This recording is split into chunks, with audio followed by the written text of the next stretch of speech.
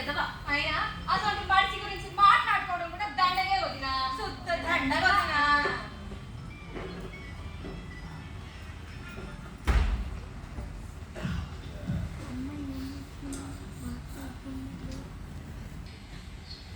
ముసలమ్మ కూతురుంది, నువ్వు సరే అంటే పిల్లల్ని తల్లిని చూసుకుంటే ఎక్కడ ఉంటుంది.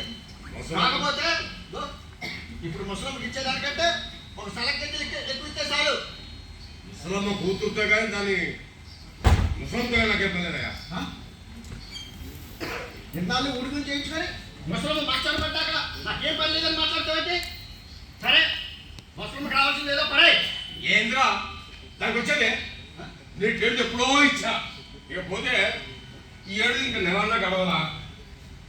సరేలే, నువ్వు ఇంతగా చూస్తున్నావు కాబట్టి ముసలమ్మ కూతురుకి ఇచ్చేదాన్ని మీరు తీసుకొని ముసలమ్మ మీరు చూడండి.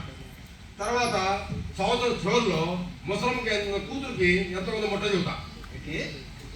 కూతురు నీ కొడుకు చేస్తుంటే ముసలి నీ చూడాలా? ఇది నాలుక తడిపట్ట. నోరు పోయి నోరు ముసలి నుంచి పెరిగిపో. నా పాటలో నేను పడతా. ఆ ముసలి కూడా తీసుకెళ్ళండి.